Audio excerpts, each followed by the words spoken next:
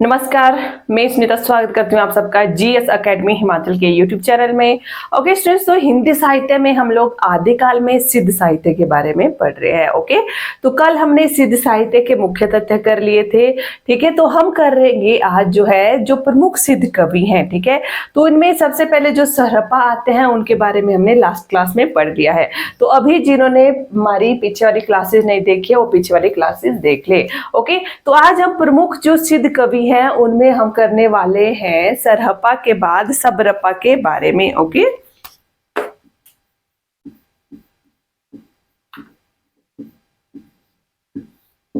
तो जो सबरपा के गुरु, सबसे पहले देखेंगे हम गुरु कौन थे। सबरपा के गुरु का नाम सरहपा था। सरहपा, ओके, तो सरहपा के शिष्य ही थे जो सबरपा थे। ठीक है, अब आता है सबरपा का जन्म कब हुआ। तो इनका जन्म हुआ है 780 ईस्वी में। ठीक है, 780 ईस्वी में इनका जन्म हुआ था।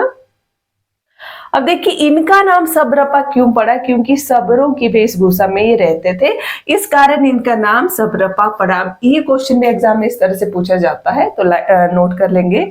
सबरों की वेशभूषा में रहने के कारण, सबरों की वेशभूषा में रहने के कारण, ठीक है, इनका नाम क्या पड़ा, सबरपा पड़ा। ठीक है, अब चलिए इसके बाद हम करेंगे इनके जो मुख्य ग्रंथ हैं वो कौन कौन से हैं। तो आ जाइए, इसके बाद हम करेंगे ग्रंथों के बारे में।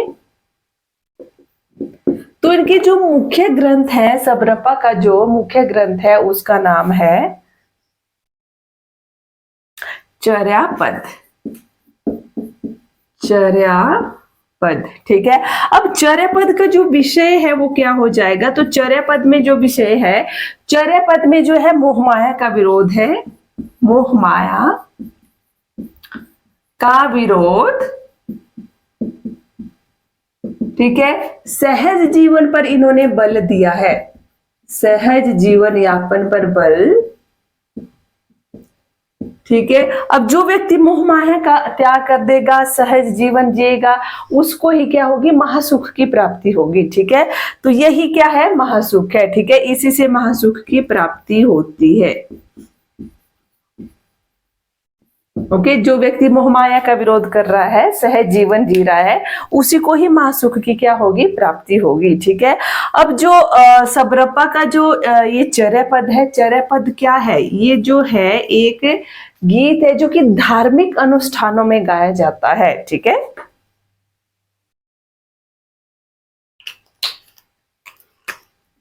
चर्यापद एक प्रकार का गीत है, गीत है जो धार्मिक अनुष्ठानों में गाया जाता है। जो धार्मिक अनुष्ठानों में गाया जाता है। ठीक है, धार्मिक अनुष्ठानों में गाए जाने वाला ये गीत है। तो यहाँ पर देखिए, यहाँ पर सारे तथ्य बहुत ही जरूरी है। सबसे पहले तो सबरपा के गुरु का क्या नाम है, सरपा। जन्म कब हुआ, 780 ईस्वी में। ठीक है, अब नेक्स्ट इसमें था कि इनका नाम सबरपा क्यों पड़ा, क्योंकि सबरों की वेशभूषा में ये अधिकतर रहते थे, इसीलिए इनका नाम सबरपा पड़ा। और इनका जो प्रमुख ग्रंथ है वो क्या है, चर्यापद है।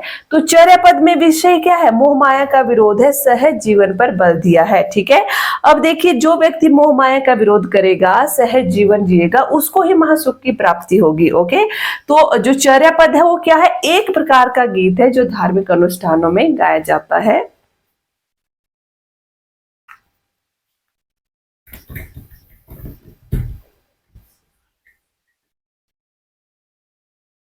ओके, अब ये जो चर्यापद है संध्या भाषा शैली में यह दृष्टिकूट शैली में लिखा गया है। ठीक है, तो ये पॉइंट पे लिखेंगे, संध्या भाषा शैली में,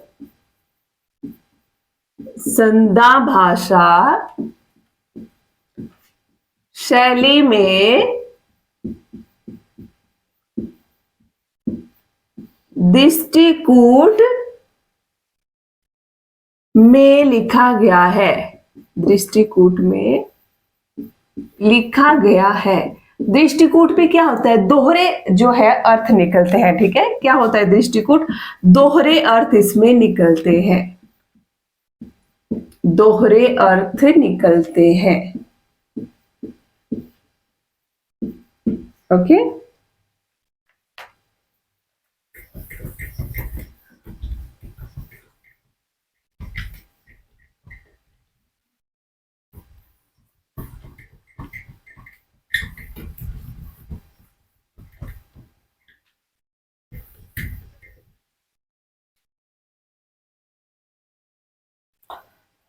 तो स्टूडेंट्स सभी जिन्होंने चैनल को सब्सक्राइब नहीं किया है पहले तो चैनल को सब्सक्राइब कर लें, वीडियो को भी लाइक कर लिया करो यार अगर आप लोगों को वीडियो हेल्पफुल लगती होगी तो, ठीक है।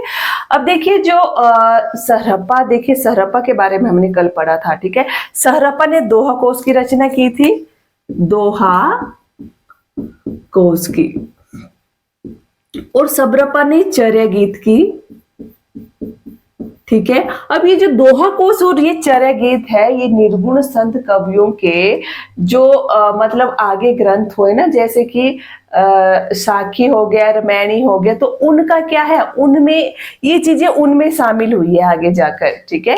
तो एक लाइन में लिखेंगे आप लोग,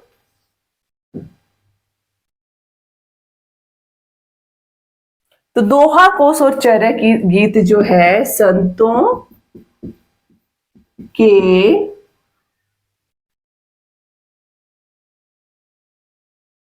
साखी व, अब देखिए आगे चलकर हम पढ़ेंगे संत काव्य धारा, साखी, सब्दी, रामायणी, इस तरह से कबीर ने जो है अपनी रचनाएं लिखी है, ठीक है। तो ये जो दोहा कोश और चर्या गीत है ये संतों के साखी व शब्दे में रूपांतरित हुए आगे चलकर, ठीक है। साखी व शब्दे में रूपांतरित हुए, ठीक है।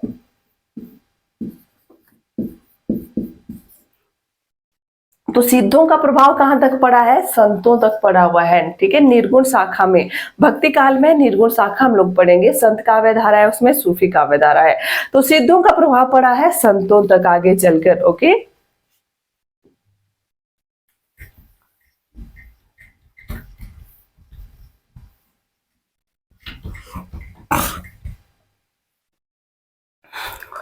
ओके नेक्स्ट हम करेंगे लुइपा के बारे में।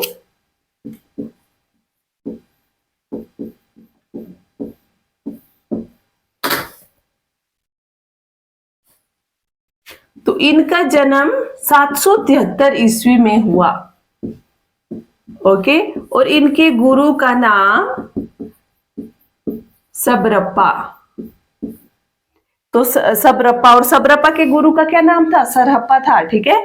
लुइपा के गुरु का क्या नाम था, सबरप्पा था। अब जिसमें लुइपा थे उसमें जो है, जो भारत में अगर हम शासन की बात करें तो धर्मपाल का शासन था उसमें, ठीक है। धर्मपाल का शासन था,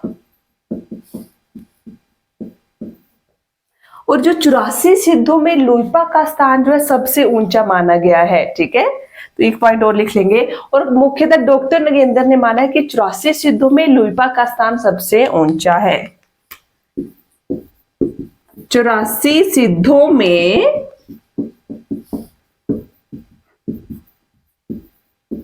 लुइपा का स्थान